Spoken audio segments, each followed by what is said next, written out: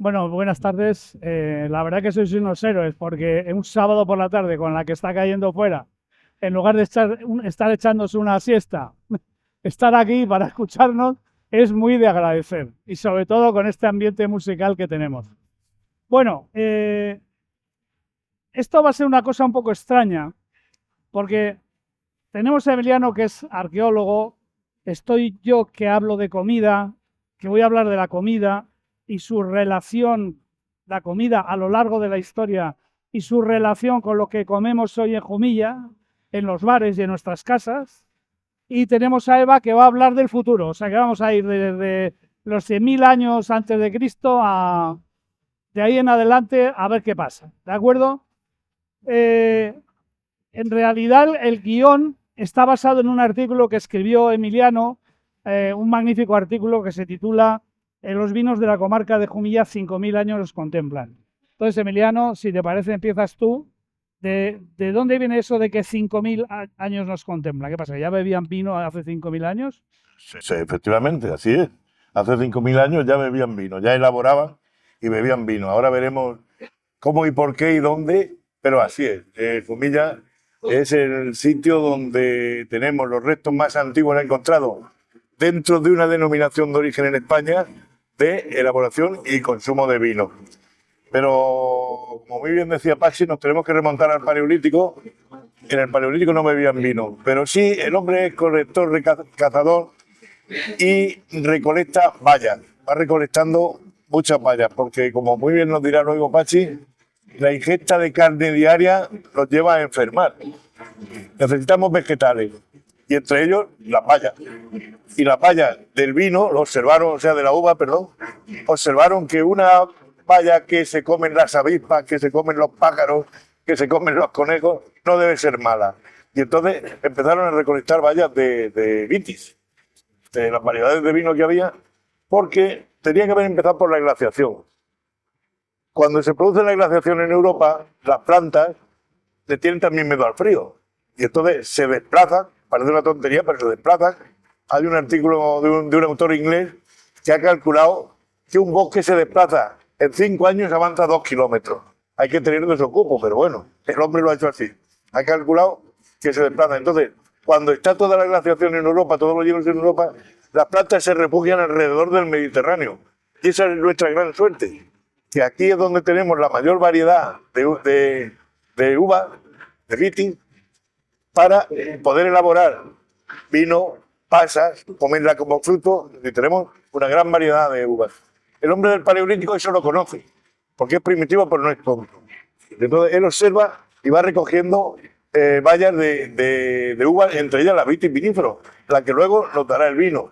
Y de esto tenemos varios yacimientos en los que hemos encontrado restos de, con perdón para que llame pepitas, de pepitas o de semillas de uva. Claro, en estos momentos no puede fermentar, porque para fermentarlo necesita estar tranquilo, necesita estar en un sitio fijo, porque además la fermentación de la uva, como todos sabemos, es natural. De ahí, y lo repetiremos a lo largo de la charla, que el vino se considere siempre un alimento, porque la fermentación es natural, no es artificial. Entonces la elaboración del vino llegó un momento por accidente y se produce sola. Y será durante el Neolítico, cuando el hombre deja de ser nómada y es sedentario, donde en algún momento determinado se le produce el mosto, que le fermenta en vino. Chicos, y qué bueno estaba el vino. Entonces, en ese momento, sobre todo en el Calcolítico, que es el periodo que viene después, el 3000 antes de Cristo, mesa arriba, mesa abajo, 3000 antes de Cristo, pero es cuando el hombre conoce perfectamente toda la mecánica de la evolución de la vid y lo que se puede obtener de ella, tanto las pasas, que es importante, como luego veremos, como la elaboración de vino. Y hemos encontrado en varios yacimientos, incluso en enterramientos calcolíticos, donde al muerto le ponen entre el ajuar, le ponen alimentos para que pueda hacer el viaje al más allá. Y entre los alimentos que le ponen uva de vitis vinifera. ¿Qué quiere decir? Que ellos tienen un gran acopio de uva de vitis vinifera con la que están dándole al muerto las viandas para que haga el camino y elaborando vino. Y de ahí tenemos en varios yacimientos, como digo, de aquí el 5.000 años de historia. Muy bien. Eso enlaza un poco, Eva, con el tema del vino como descubrimiento, los Claro. inicios de la fermentación. Yo vengo a hablar de inteligencia artificial, pero también de inteligencia humana. Vale, yo lo que voy a hacer es hacer la introducción no solo a la inteligencia artificial, sino a la inteligencia humana, porque cuando, como ha dicho Emiliano, cuando se empieza a fermentar, pero ya de manera que no es accidental, se empieza a demostrar ya cierta inteligencia por parte de las personas que recolectan.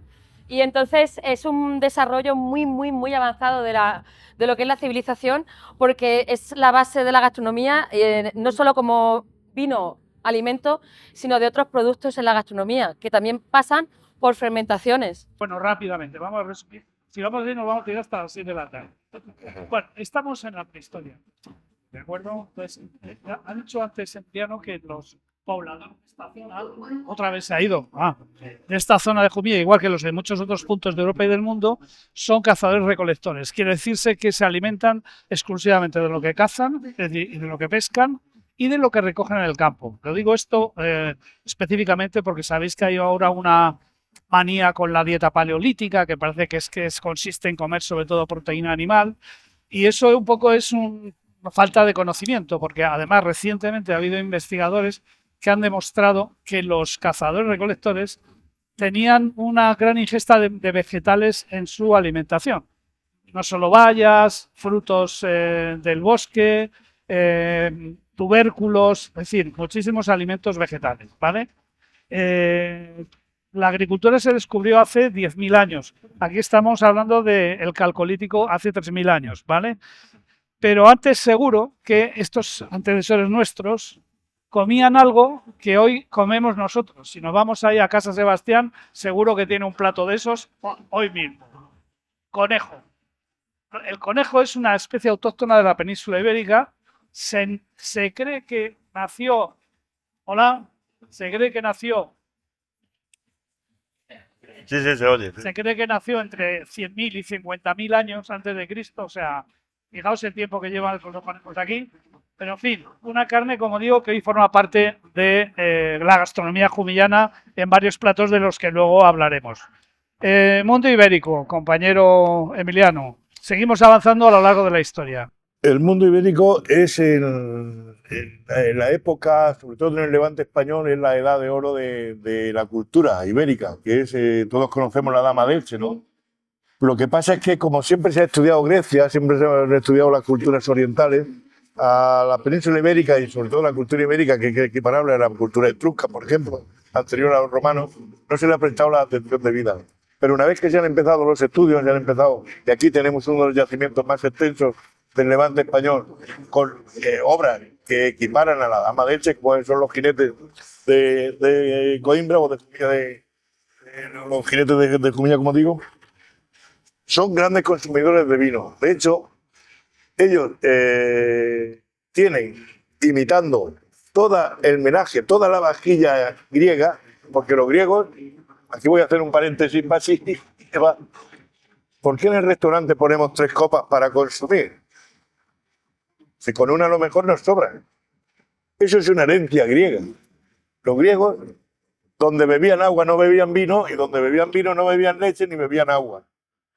Y eso lo hemos heredado. Es decir, 2.500 años después estamos en las mismas en cuanto a la bebida, el ingesta de bebidas se refiere. Pues los íberos eso lo asumen. Es algo que lo importan del Mediterráneo oriental. Entonces, la copa que ellos tenían para beber agua, que yo voy a decir el nombre, pero bueno, ya he dicho ya que era para el agua, que se llama cántaro. Más adecuado puede ser. Y la copa que utilizaban para vino, que es la síntesis de esto, se llama kilis, que es de donde viene la palabra cáliz. ¿Por qué? Porque los griegos mezclan el vino con el agua. ¿Qué hace el cura en la consagración en el cáliz? ¿Qué mezcla? 2.500 años otra vez lo volvemos al kilis. Entonces, los íberos todo eso lo asumen, lo asimilan, y aunque no es el periodo democrático del vino, pero se consumen grandes cantidades de vino. Y ojo, exportan vino. Son tan importantes los viñedos, ¿por qué? Y aquí voy a sacar mi vena jumillana, porque uno de los vinos que mejor se elaboran son los de la Monastrell, que es la autóctona de la zona. Bueno, ¿y qué comían estos señores, los íberos? Y los, atención, fenicios, porque por aquella época también un pueblo navegante del este del Mediterráneo empezó a instalar colonias en los diferentes países ribereños. Bueno, fueron las colonias fenicias las que introdujeron los salazones, que luego los romanos lo convertirían en una, como veremos, en una industria importante, ¿vale?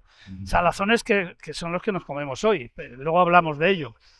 Una cosa muy curiosa, los fenicios introdujeron los garbanzos, ¿vale? Que se empezaron a cultivar en zonas de la actual Cartagena.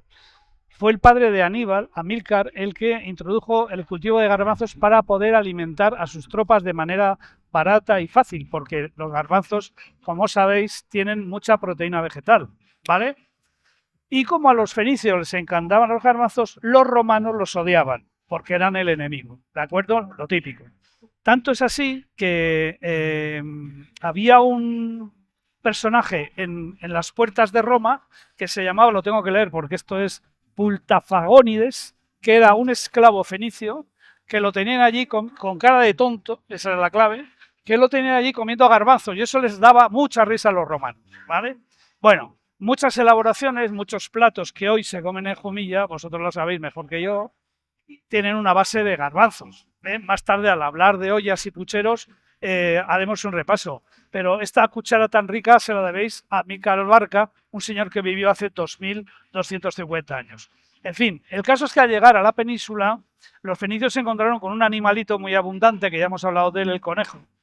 Y llamaron a la nueva tierra a la que habían llegado Sepan-in o Hispanin, que quiere decir tierra de conejos. De ahí salió el nombre finalmente de España, curiosamente. Y con ellos os marcáis aquí platos tan suculentos y representativos de la gastronomía jumillana como el conejo al ajo cabañil, los gazpachos, claro, el conejo con tomate, al ajillo o el arroz con conejo. Por cierto, que en este último plato, tan propio de la cocina jumillana, se unen dos larguísimas tradiciones, la del propio conejo, que ya hemos visto, y la del arroz, cuyo cultivo extendieron los andalusíes en el siglo VIII. Y con esto pasamos a los romanos. Yo quería hacer una aclaración antes de llegar a los romanos, es que habréis leído en manuales y en artículos que los fenicios son los que introducen el cultivo del vino o de la vid en la península ibérica. No es cierto. Ya hemos visto que los íberos la cultivaban y elaboraban. ¿Qué introducen entonces los fenicios? Los fenicios introducen nuevas técnicas de elaboración de vino. Por ejemplo, una muy curiosa que a mí me llamó mucho la atención es el lagar móvil. Es decir, en lugar de ir vendimiando de viña en viña y llevarlo a la bodega, llevo el lagar a la viña y elaboro el vino allí. Lo piso allí. Era un lagar de madera que era portátil y lo elaboraban allí. Previamente dejaban la uva en los recipientes donde la vendimiaban 2 o 3 días que se asolé para coger grado, para coger azúcar, para que fermente y tengamos alcohol. Es una cosa importantísima. Y los fenicios traen, como yo digo, el cuerpo y el alma la traen los griegos. Aquello que hemos dicho de una copa exclusiva para beber vino. ¿Qué hacen los romanos con todo esto? Que lo heredan cuando llegan. Lo heredan de los griegos y lo heredan de la península ibérica. Lo democratizan. Es decir, los grandes democratizadores del vino, es decir, para que consuma todo el mundo, son los romanos. Hasta el extremo que un legionario romano, entre sus soldadas, es decir, cuando firmabas el contrato para hacer el servicio militar en Roma, que duraba entre 18 y 20 años, más o menos, tenía su soldada y todos los días medio litro de vino, diario. Y si iba a entrar en combate le daban 1 litro. Esa era la soldada de los legionarios romanos. Y cuando se licenciaba, después de 20 años de edad dando espadazos, se licenciaba un romano, un legionario, ¿qué hacían? Le daban suficientes tierras y esclavos para que viviera sin darle un palo al agua. ¿Eso qué provoca? Que las tierras que le dan cultiva lo que se da en la zona del Levante. Olivo, cereal y vino. La dieta mediterránea, efectivamente. La dieta mediterránea. Y seguimos insistiendo, el vino como alimento. Sí. Bueno, consolidaron los romanos, ya estamos con los romanos, consolidaron los salazones y los extendieron el uso del garum que habían inventado los griegos. El garum era como el ave creme de aquella época, que era una salsa, hoy se hacen algunas buenas reproducciones que sirven para potenciar el sabor de muchos alimentos, ¿vale? De hecho, había un garum, que había calidades como en todo. El garum sociorum, que se elaboraba en Cartagena, era el más apreciado. Tanto es así que está documentado que era el segundo producto líquido más caro del Imperio Romano después de los perfumes. El garum sociorum de Cartagena se llevaba solo para consumo de la familia del emperador y de los patricios que andaban por ahí alrededor. Trajeron el ajo, para disgusto de Victoria Beckham, por cierto. Sin el ajo no existe la cocina española. Vamos, no tendríamos ajo cabañil, lo que habría sido una verdadera desgracia. Extendieron el cultivo de la vid y el olivo en la región. Y como señala el jumillano Martín Ortega en su magnífico libro Gastronomía de Jumilla, los gazpachos jumillanos tienen su origen hace más de 2000 años en el encuentro entre la civilización romana con la íbera. Bueno, sabéis que se trata de un plato de supervivencia propio de pastores y trashumantes que aprovechaban lo que tenían a mano en el monte. De hecho, nada tiene que ver estos gazpachos naturalmente con el gazpacho andaluz. En Jumilla son gazpachos. Si uno, y eso lo aprendí yo hace ya unos años en cabeza propia, si uno dice aquí gazpacho, mal asunto. Le miráis mal. Tiene que decir gazpachos, ¿vale? Posteriormente, obviamente, ese gazpacho tipo andaluz nació cuando llegaron los productos de América, el tomate, el pimiento, pero no es el caso, ¿vale? Estos gazpachos de monte también se denominan galianos. No sé si lo habéis oído, la palabra galianos, porque galiano era la cañada o los caminos por donde circulaba el ganado trashumante. Y con esto y un bizcocho llegamos al Al-Ándalus, que es una época. La Edad Media tiene 1000 años. De esos 1000 años, 800 son de ocupación árabe. Imaginaros la influencia que en nuestros hábitos alimentarios y en nuestras comidas tuvo esa cultura que estuvo aquí 800 años. Pero ahora lo vemos. Sí, porque en el guión nos han puesto una pregunta capciosa, ¿no? Dice, ¿los musulmanes bebían vino? La respuesta, sí. Sí. De hecho, yo siempre cuento una anécdota que hay que imaginársela porque no la tenemos reflejada en un libro.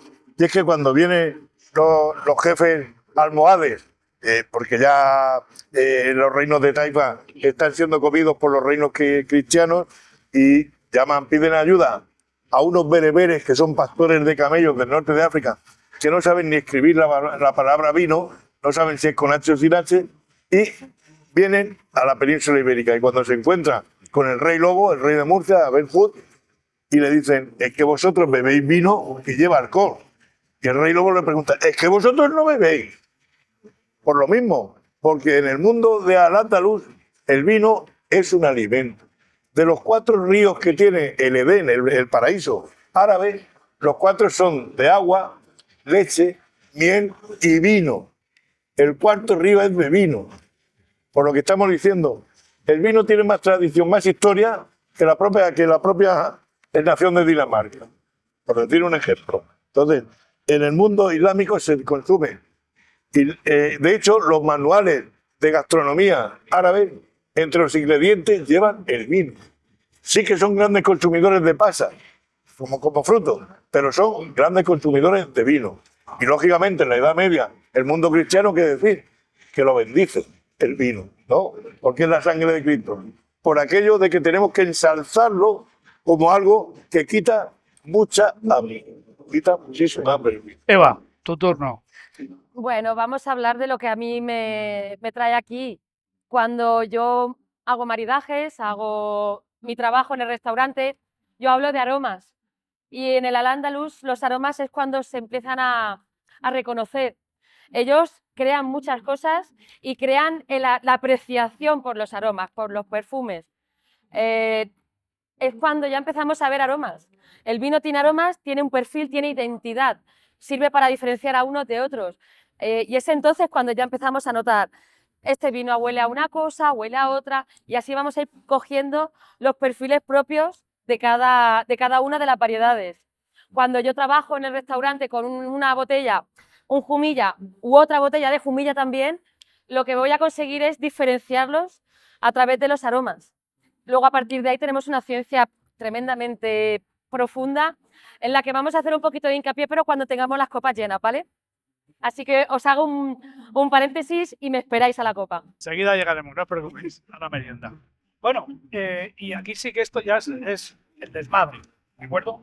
Porque los árabes traen a la península no solamente un montón de productos que no se conocían, específicamente un montón de verduras, unas tan significativas de la gastronomía anciana como la alcachofa, por ejemplo, sino que traen toda la ciencia agrícola más avanzada del momento, todas las técnicas de regadío y de distribución de aguas en las acequias. La huerta de Murcia es un paisaje que, si hacemos abstracción de los edificios modernos, casi podría estar en la zona de Grandas, Marroquí, y no digamos nada el Valle del Ricote, ¿vale? Pero nos traen también muchísimas recetas y muchísimos platos, y algunos de ellos os voy a demostrar que nos los estamos comiendo todavía hoy. Obviamente con aportaciones posteriores que los han ido modificando. Pero fijaos, los michirones. La palabra michirón procede del vocablo árabe misru, que significa pequeños egipcios. ¿Por qué? Porque las habas eran el plato nacional en Egipto, donde ya se cultivaban hace 4.300 años.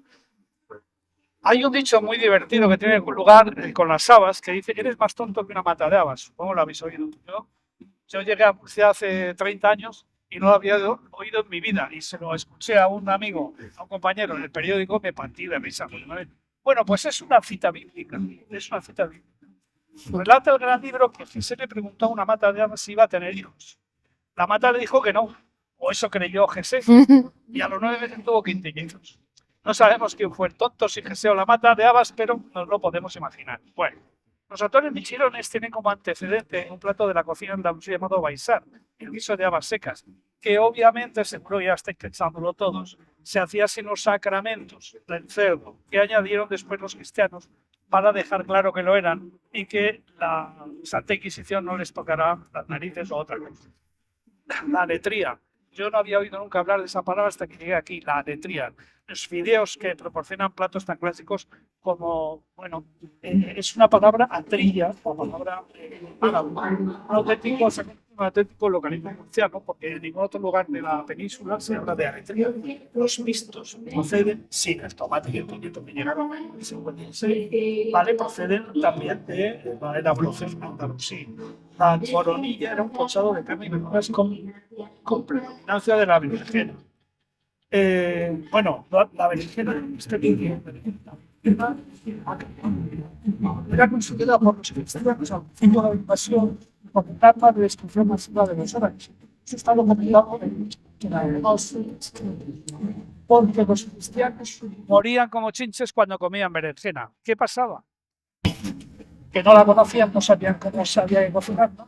Y que esa berenjena, no soy una, contenía unas toxinas que provocaban la muerte. Entonces, llegaron a pensar que eran los árabes los que traían aquello para matar a todos. Claro, pues sabían cómo cocinar, ¿no?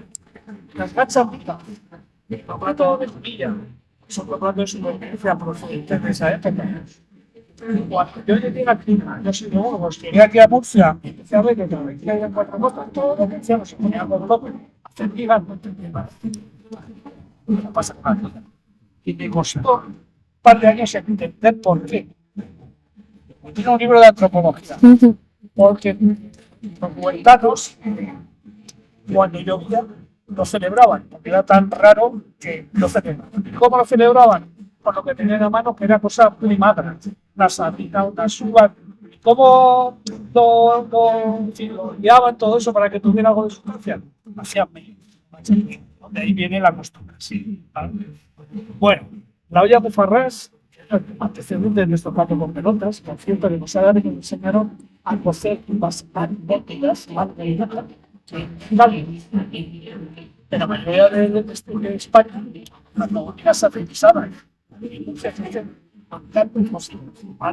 Los cudullos tampoco había comido esa palabra. Es una receta tradicional de la palabra que hace referencia a un tipo de pasta que fuera de no se conoce.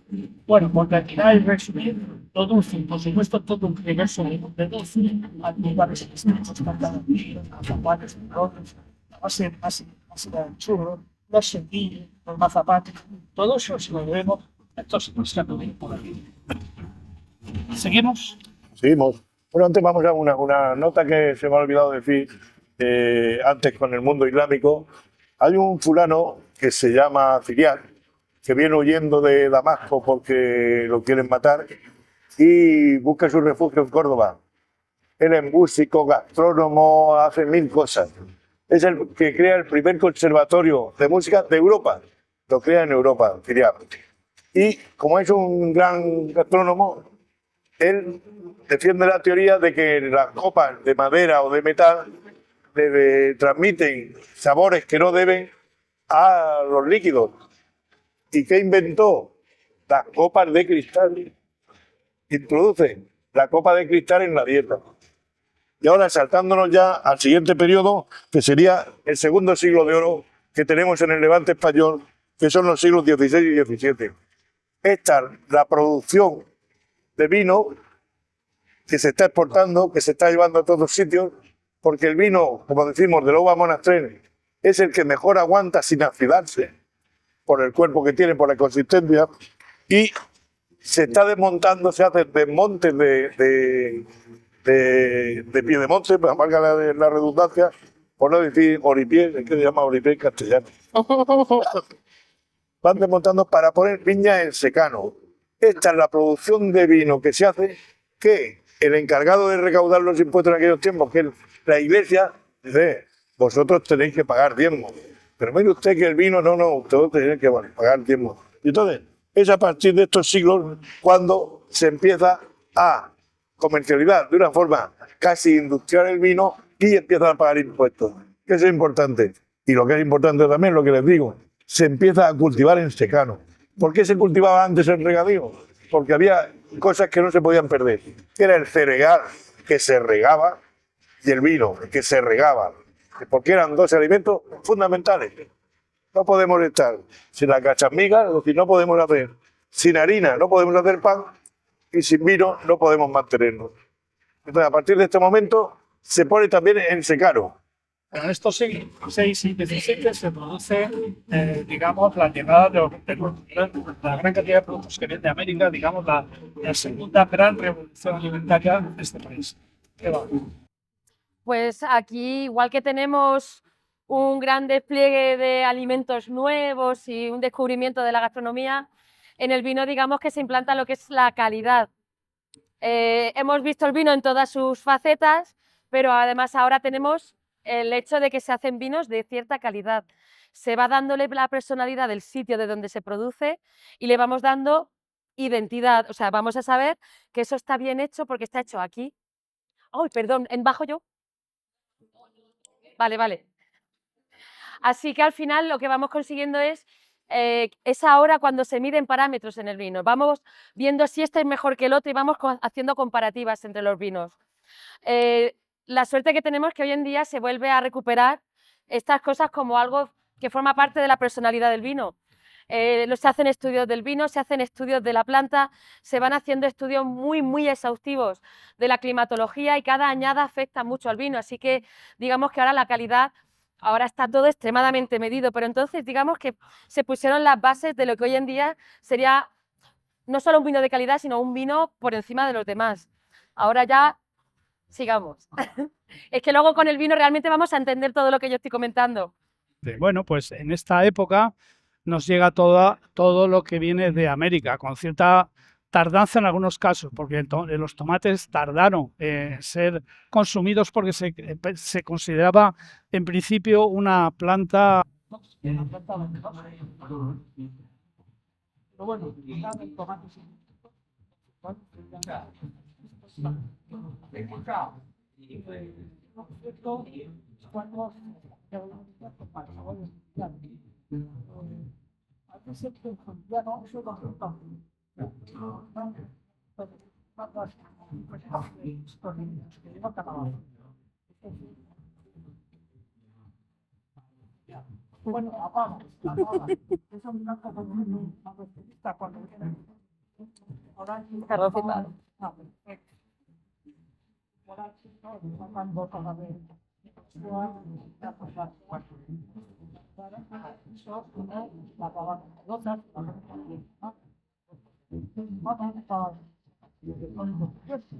Es que la papa prende,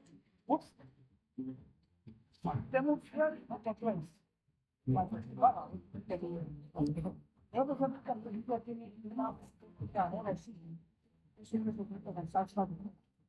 Obviamente sin tomate. Era el regalo de América.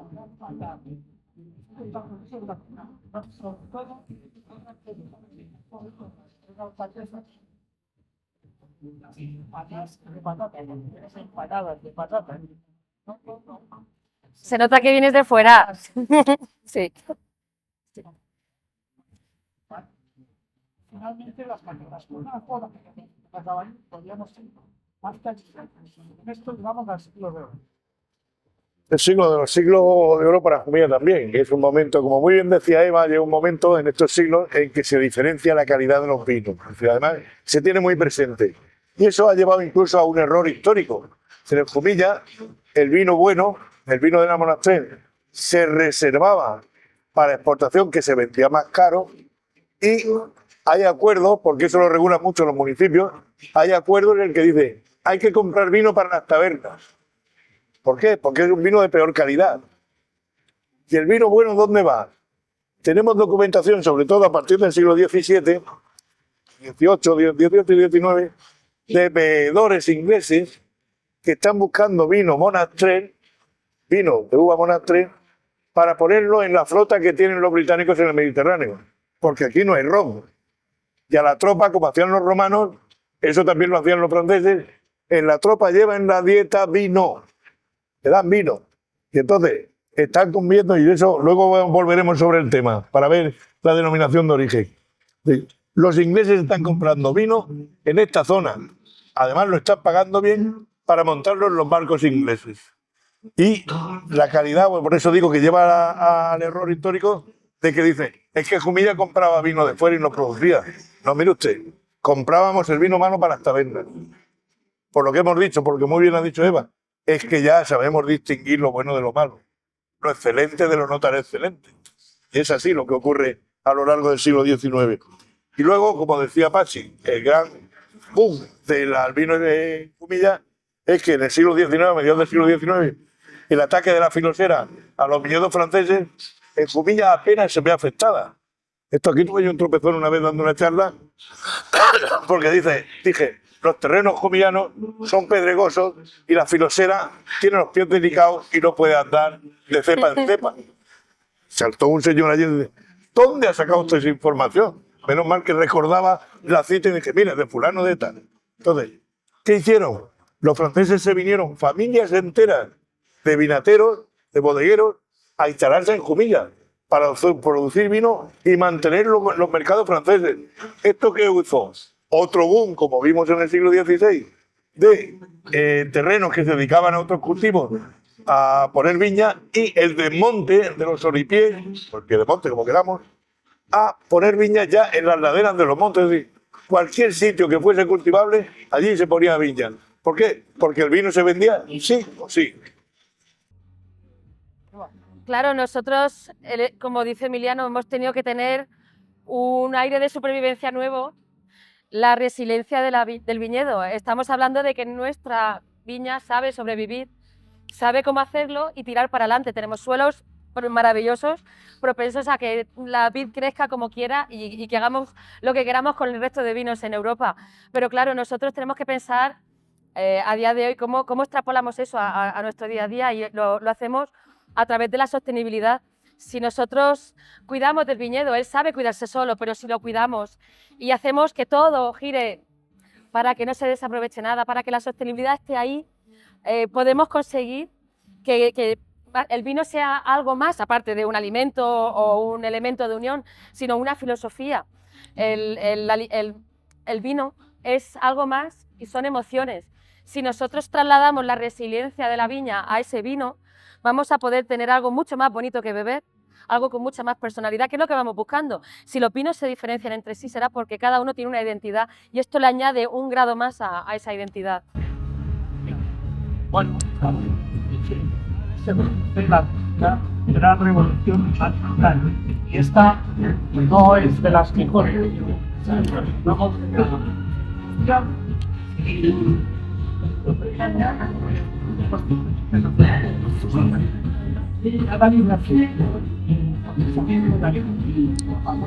alimentos ultraprocesados, sus consecuencias como la actividad y el fast food que han traído tanto incluso a la población mundial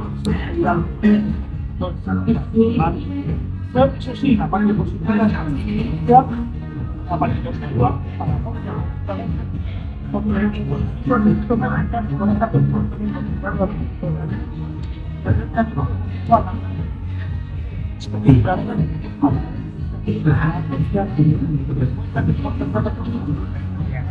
Perdona, si voy a cambiar el micro porque se te escucha ahí. Por fin, nos vamos al siglo XX. El siglo XX que tiene unas connotaciones muy curiosas, muy características. Es en 1910 se construye lo que nosotros llamamos la estación enológica, que es un centro de estudio e investigación sobre los vinos y que actualmente es el laboratorio regional para analizar todo aquel producto con alcohol que se manda al extranjero, que se exporta. Estamos hablando de que en aquel momento abastecía o asistía este laboratorio a toda la región de Murcia, toda la región de Albacete, toda la provincia de Alicante y gran parte de la zona de Almería, ¿no? Era un paso importante que le habían dado la producción, la gran cantidad de producción de vinos que había. Y luego también en los años 60 se crea la denominación de origen de Jumilla, que es la tercera que se crea en España. ¿Por qué? Acuérdense ustedes que acabo de contarles que los ingleses se llevaban se llevaban el vino a sus naves, a la armada que tenían desplazada en el Mediterráneo, y lo sacaban por el puerto de Alicante. Ese mismo puerto es el que se utilizaba para los vinos que se iban a Francia, a Alemania, a todos sitios. Y los productores jumillanos, llega un momento cuando ya empezamos a salir, empezamos a viajar, que pues si este vino es mío, y me lo están vendiendo como vino de Alicante. ¿Por qué? Pues porque es el sitio de origen. El sitio de origen es, de hecho, si van a Oporto, Oporto no tiene viñas, no tiene viñedos. Y el vino que bebemos es vino de Oporto. Es de todo alrededor. En Oporto, como tal, como municipio, no se produce vino. Porque el puerto de donde sale es de Oporto. Pues en Jumilla pasaba lo mismo. Era vino de Alicante. Y entonces se juntaron los bodegueros y dijeron, vamos a ver, el vino de Alicante se está bebiendo en Alemania y no es vino de Alicante, es vino de Jumilla. Y ese fue quizás uno de los pedestales más sólidos y más fuertes que se creó en Jumilla con la creación de la denominación de origen. Eva, profesionalización. Bueno, pues ya sabemos que se empiezan a analizar los vinos un poquito más allá en el laboratorio, ya vamos viendo qué hay dentro, de qué se componen, cómo hacerlos mejor y cómo salir con una etiqueta que ponga de dónde somos. Al fin y al cabo estamos hablando de ciencia y eso es lo mío. El sommelier, la figura del sommelier cobra importancia y vamos a hacer el trabajo fácil. Vamos a ver qué hay dentro del vino, vamos a ver qué hay en la comida, vamos a ver de qué manera lo vamos a juntar y vamos a hablar de ciencia. Bueno, o por lo menos es lo que yo me identifico mucho. Me gusta saber qué hay dentro de un alimento, qué hay dentro de un vino e intentar buscar la unión entre ellos, qué elementos tenemos en común. Aromáticamente, como hemos hablado antes, y químicamente, que es como lo vemos ahora a través de los laboratorios. Así que al fin y al cabo ahora es cuando dibujamos el sommelier en el presente del vino. Y os voy a dejar para lo último la parte de la ciencia más expresiva y así la pillaremos con las copas. Efectivamente. Bueno, siglo XX, pues la cuarta revolución alimentaria, en todo esto que estamos hablando, la cocina francesa, convertida al llegar aquí en la nueva cocina, Nouvelle Cuisine, que en los años 70 provocó un auténtico cambio en las cocinas regionales españolas. Y por centrarlo en la región de Murcia, todo ocurrió a partir de una serie de reuniones que cocineros que os sonarán, como Juan María Arzac, Arguiñano, Pérez Subijana, Berasategui y Raimundo González Frutos, del Rincón de Pepe, tuvieron en San Sebastián, creo que fue, y que configuraron el futuro, el cambio de las cocinas regionales, aligerándolas de grasas, en fin, haciendo muchísimas otras cosas. Hasta aquí hemos llegado con este recorrido histórico y ahora vamos a hablar de futuro y vamos a beber vino y a comer chocolate de manos Sí. de Eva. Vamos a dar paso a los chicos para que nos vayan llenando la copa y nos vayan poniendo la degustación. Es un bocadito, pero para que lo vayamos a entender es un bocado muy, muy fácil de entender. Mientras espero a que los chicos os pongan la copa, os voy diciendo mi parte del futuro en el siglo XXI. Nosotros tenemos apoyos por muchos sitios. Para mí la ciencia es el principal de todos. Para mí es hablar de inteligencia artificial. Por ejemplo, es una de las herramientas que a mí me acompañan. Y el otro es el libro de cabecera con el que trabajamos en mi casa en Restaurante Loreto, que es Papilas y moléculas de François Chartier. Es un señor que nos ayuda a entender el alimento y el vino más allá de lo que ya entendemos de por sí en el mundo del vino. Y vamos a ir analizando cada alimento y cada variedad del vino con moléculas aromáticas con nombre propio. Algunas son muy raras, así que si veis algo que no habéis entendido, sale de ahí. Y eso nos ayuda a encontrar. ¿Cómo lo hacemos? Muy sencillo. Cuando analizamos un alimento, voy a poner el rey de Jumilla y de esta parte de la región de Murcia, que es el cordero. Para mí es muy claro, porque la carne de cordero podemos decir todos, ¿con qué la maridamos? ¿Con tinto? ¿Con tinto? ¿Ya? ¿Solo? Es que en mi casa podemos analizar mucho más. Sabemos que la carne de cordero contiene ciertas moléculas aromáticas, que la monastrell también. El hecho de saber eso hace que yo pueda maridarlo con un vino monastrell y me va a quedar mucho mejor que si os pongo un tempranillo de Rioja o si os pongo una bobal de Manchuela. Voy a conseguir una unión que no solo funciona en la boca, sino aquí. Por eso hablamos de ciencia, porque la unión de esas moléculas trabajamos aquí. Las podemos juntar aquí, entonces ya depende del gusto de cada uno. No me gusta este tinto, me gustan más flojos, más fuertes o con más o menos madera, pero el hecho de que funciona lo vamos a encontrar aquí. Hacemos que el maridaje suba de nivel. Entonces, lo que os he propuesto para que podamos entenderlo de una manera práctica es que lo vayamos a hacer con unas onzas de chocolate. En el papelito que nos han puesto de mantel con la zona de la DEO Jumilla, hay un montón de alimentos que son contenidos dentro de la monastrell. Tengan o no tengan nombre de molécula, los vamos a tener en cuenta, porque uno de ellos es el chocolate. Cuando tenemos un vino tinto de Jumilla, monastrell, tenemos unos fondos de cacao que ya depende de más o menos madera para poder encontrar el cacao más o menos intenso. Así que en el primer vino que os han puesto es Bruma. Vale, me los habéis puesto del revés. No pasa nada.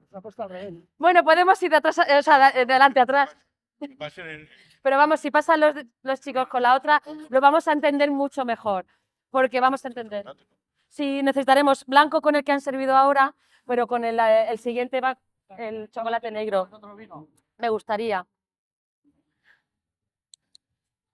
No pasa nada, son fallos del directo. De todas maneras, lo que os comentaba, el hecho de tener alrededor esos alimentos va a hacer que comprendamos lo que vamos a buscar en el chocolate. También lo que quiero enseñaros con mi manera de maridar, que es el maridaje molecular del futuro, presente-futuro, es que no vamos a maridar con esos perfiles de siempre. La frambuesa, los frutos rojos. Pues yo en el restaurante no cocino con eso. Pero sobre todo otra cosa, a mí me hace mucha gracia cuando un sommelier me dice este vino tiene notas a avena recién cortada. Yo en mi puñetera vida he olido avena recién cortada. ¿Cómo, Buah, yo tampoco. ¿Cómo voy a compararlo? Te puedo tirar el pisto si me pongo a decir a la gente que huela a la avena recién cortada. Claro. Pero realmente lo que intentamos transmitir son las emociones, porque el vino más allá se marida también con las personas y con el momento. Así que a veces hay cierto lenguaje no técnico que nos ayuda a intentar vincular esos momentos. Bueno, vamos a hacerlo con el vino que tenemos en la mesa para que entendamos lo que yo he elegido como futuro. Es un vino de parcela, es del proyecto Bruma de Viñalena, el que tenemos servido en la copa. ¿Por qué lo entiendo como futuro? Y no voy a hacer críticas de ningún tipo, simplemente una descripción de lo que a mí me gusta encontrar en el vino. Me gusta encontrar en el vino que la monastrell avanza, que la monastrell sigue viva, que tenemos la monastrell con su personalidad, pero tenemos proyectos que traen la resiliencia de la vid y nos ayudan a recuperar viñedos, a darle vida a viñedos que normalmente no los dejamos pasar un poco. Y luego el cuidado, lo que hemos hablado, la calidad, el cuidado, el estar encima de una viña y que se elija por alguna razón esa uva, incluso se descartan racimos. Bruma Vereda es eso, estamos hablando de un viñedo de altura. ¿Y por qué he elegido el chocolate blanco? El chocolate es grasa, es un vehículo de aromas. Puedes mover aromas en un caldo, pero si no tenemos grasa, estará así. Si tenemos un poquito de grasa en un fondo, vamos a mover muchos más aromas y lo vamos a encontrar ahora. He cogido chocolate blanco, que es el más graso de todos los chocolates, y le he puesto lima. Es muy de Murcia, Pachi, eso ha sido un poco como para que nos entendamos. Entonces, vamos a utilizar la electricidad del cítrico, la viveza de la luz del chocolate blanco para hablar del futuro, porque en el vino vamos a encontrar ciertos perfiles aromáticos relacionados con los cítricos. Se llama citral, de esos nombres raros, pero es correcto, estamos hablando de un componentes que con ellos sí puedo cocinar. ¿No le vamos a echar una chorrita de limón a algunas cosas? Pues eso lo encontramos en el vino. Así que el vino puede ayudarnos a complementar una comida. Para hacer catamaridaje, olemos el vino, probamos un poquito, pero antes de tragar todo el vino, vamos a pegar el bocado y vamos a juntar los dos componentes en la boca y lo vamos a mover. Hay gente que sorbe para adentro para airear, hay un montón de técnicas, pero cada uno la que quiera. Maridar es juntar las dos cosas en la boca antes de tragar. Y luego cuando traguemos, al respirar, nos va a traer el trago de nuevo. Y oleremos, pese a que ya no está dentro de la boca. Vamos a conseguir unir esos cítricos que no pensábamos que iban a estar en el vino y sí que están en el chocolate. Y los vamos a encontrar. Tenemos viveza en un vino, tenemos viveza en la lima, así que vamos a encontrar acidez, vida. Nos gustan los vinos vivos, ¿verdad? Porque nos ayudan a beber más, a enseguida engancharnos al plato, a lavar la boca para enseguida seguir comiendo. Y eso lo vamos a conseguir con este trago. Quizá para que sea más fácil para todos, vamos a encontrar fruta roja, fresca y viva. Yo no cocino con fresas, en todo caso en los postres, pero sí que encuentro la madera cuando actúa sobre el vino. Así que cuando yo marido con estos vinos, voy buscando carnes que se adecúen a esto, que hayan pasado un poquito por brasa, si lleva madera. Así que poquito de vino, bocado de chocolate, tragamos y dejamos que circule. Fijaos, si os dais cuenta, el bocado, si habéis probado antes de dar el bocado un poquito solo y lo probáis después, el vino ha cambiado. Es cuando aparece el toque cítrico, al menos a mí me ha pasado. De repente, no al principio, pero al final, cuando ya he tragado el vino, se me queda en el paladar esa punzadita de cítrico.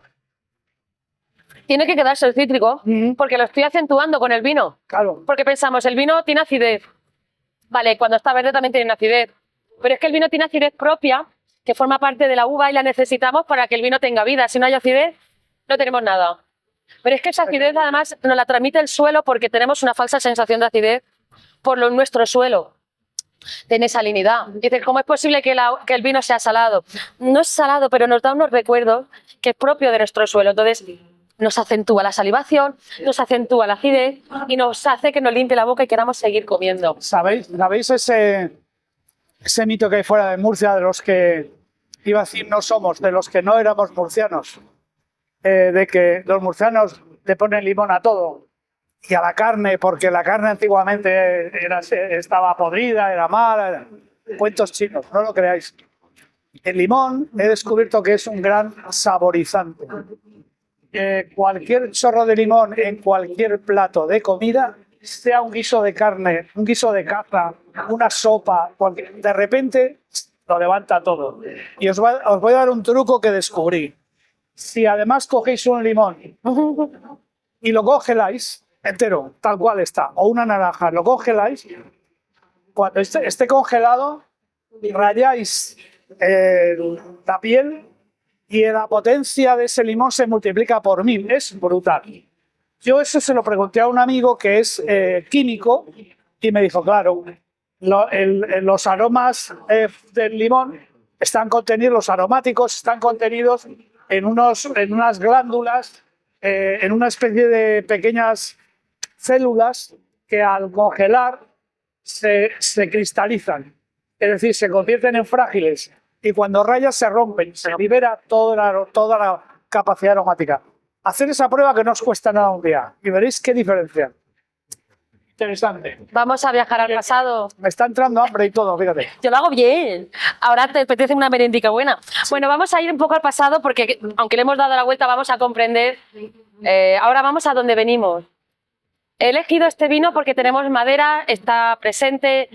Es tan fácil como olerlo y notar que es muy diferente al otro. Pese a que ambos llevan un poquito de paso con madera, aquí se nota mucho más. Aquí la uva, digamos que esos aromas primarios de la uva donde nosotros vamos primero, la fruta. Tenemos una fruta diferente, negra, confitada, higos, cerezas. Aún así sigo sin cocinar con esas cosas, pero con los tostados sí cocino, porque uso brasa y tal. Así que ahora vamos a buscar en el vino el chocolate, porque tenemos tostados y tenemos desarrollo del cacao. Por eso el chocolate negro y este va muy bien. Tenemos madera, tenemos cacao, tenemos ahumado, tenemos especias, tenemos una fruta confitada. Así que ahora cuando vayamos al chocolate negro vamos a viajar en el tiempo, pero al pasado, a los tiempos oscuros, a ese descubrimiento de las especias. He puesto un 70% de pureza en el cacao con Ras el Hanout. Porque como hemos hablado de comercio, hemos hablado de Mediterráneo, hemos hablado de diferentes civilizaciones, Ras el Hanout es el conjunto de todas ellas. Así que vamos a encontrar pimienta, canela, yo qué sé, tantísimas especias. Se decía que Ras el Hanout era lo mejor de la tienda. Algo de clavo.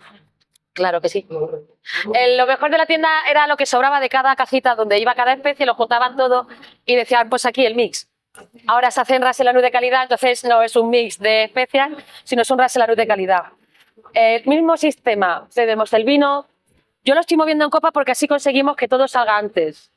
Si no, pues podemos oxigenar en boca, pero las técnicas de cada uno. Yo aquí me pongo super pro, pero no hace falta. Y entonces en la boca, con el sorbo de vino, bocado de chocolate. Y vamos a encontrar las especias mucho más marcadas, porque están en el vino y porque están en el chocolate. Porque tenemos chocolate en el vino y chocolate en el chocolate. Porque tenemos muchas de estas cosas que nos rodean aquí en el papelito que nos han puesto maravilloso. Porque tenemos tostados, porque tenemos regaliz, tenemos higos, tenemos frutas del Mediterráneo. Las hierbas mediterráneas, tomillo romero, por si os suena. Así que cuando bebamos este vino, tenemos nuestras raíces, lo que hemos dicho, identidad. No es mejor ni peor que el anterior, es identitario. Uno es un proyecto que vamos a futuro, donde cuidamos todo milimétricamente, y otro es lo que somos. Porque no hay que olvidar nunca lo que somos. Y aquí es donde tenemos la base real de lo que son nuestras raíces, tanto en el chocolate como en el vino. ¿Vino tinto con chocolate? Pues está muy bien, ¿eh? Está muy bien. Maridamos con lo clásico. Luego ya te digo, el año que viene, si queréis, podemos maridar con la música bacalao o con lo que queráis. Pero hoy, este año que es alimentos, lo vamos a hacer con chocolate. Y música, por favor. Pues lo peor de todo encima, que los dos tíos tiparracos que están ahí arriba montando este follón son amigos míos. Que no lo sabía, que cuando he llegado a encontrar los de jaleo, que son unos monstruos. ¿Habéis visto cómo el chocolate, que es un 70%? Me vais a disculpar, yo soy la repostera de mi casa, aparte de sumiller, y no me gusta el chocolate. Y esto es un problemón, esto es un secreto, no se lo digáis a nadie. Y sin embargo, la pureza del chocolate se va. O sea, esa parte machacona del cacao puro se va para dejarnos el dulzor y las especias con ese fondo de chocolate. Suaviza la intensidad, porque ya tenemos intensidad en el vino. Y da ganas de seguir bebiendo. Y como además limpia, por lo que hemos dicho, los vinos tienen que tener acidez. En este caso es diferente, no es como el anterior que era muy vibrante, pero nos limpia para que podamos pegar otro sorbo y poder seguir comiendo sin empalagar. La acidez es necesaria, el chorrito de limón, una gotita de vinagre en los guisos, por ejemplo, también se ha hecho toda la vida. Sí. Se nos ha olvidado que la acidez es necesaria, pero lo necesitamos, y en el vino, para que sea longevo, necesitamos esa acidez. Así que maridemos con chocolate. Fijaos lo de la acidez. ¿Por qué está maravilloso? Para mí uno de los grandes inventos que he conocido aquí de la gastronomía murciana que me apasiona es el ajo cabañil. Es que me muero por el ajo cabañil. Conejo con ajo cabañil, unas patatas con ajo cabañil, pues es el toque de vinagre. El toque ácido del vinagre, el que hace que ese plato sea maravilloso. Curioso.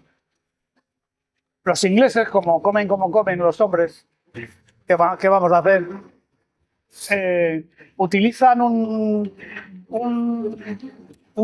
ácido, una salsa que tiene un elemento ácido que lo usan para todo, que puede tener un poco, salvando las distancias, esa función que es la salsa Perris, que tiene Sí. y que la verdad que Secreto, además. yo la uso habitualmente porque me encanta, sobre todo en los Bloody Mary. También te digo una cosa, son muy pillos. Porque uno de los elementos de la perrin, Son como muy tirados. es secreto todo y no te lo van a poner, pero uno de los ingredientes de la perrin es el mismo ingrediente con el que se hacía el garum. El mismo ingrediente con el que se hacía el garum se hacía con mújoles, sal, romero Anchoa. y sal. Ah, y anchoa. Bueno, anchoas no se metían. A ver, ahora lo que pasa es que la perrin no la pueden hacer con lo Claro, mismo que claro. lo hacen los romanos. Sí, sí, Lo hacen con anchoas para intentar encontrar ese salazón profundo Sí. con una intensidad de pescado bastante intenso, Sí. que solo lo puede tener la anchoa en este caso. Es un truco. Pero vamos, ingleses y romanos no tienen mucho que ver, Sí. pero sí son piratas y copiones. Muy piratas, muy piratas. Saben dónde está lo bueno y... Genial. Bueno, chicos, la inteligencia artificial no viene a sustituir a nadie, no me sustituye a mí, pero es una de mis herramientas de trabajo. No me ha hecho el trabajo de hoy, pero me ha ayudado a encontrar las moléculas aromáticas con las que encontrar el maridaje. Cuando se le dan las instrucciones adecuadas, es capaz de encontrarte el porqué de las cosas y que la ciencia es tan amplia que yo no puedo tener 100 libros en la cabeza, pero la inteligencia artificial sí. Si no le das las instrucciones adecuadas, no vale. Podéis intentarlo porque no vais a conseguir nada. Pero cuando trabajáis con inteligencia artificial, si sabéis utilizarla como herramienta, puede potenciar todo de una manera tan brutal que vas a tener una biblioteca brutal de conocimiento delante. Pero es conocimiento, no soy yo. Muy bien. La fuerza sin poder, o sea, el poder sin control no sirve de nada. Así que usar inteligencia artificial con moderación, pero utilizarla, bueno. que merece la pena. Insisto, muchísimas gracias. Oye, muchísimas gracias por todo. Viva Jumilla, viva el vino, que decía un famoso expresidente de gobierno. Y bueno, sí, y los hombres. Hostia.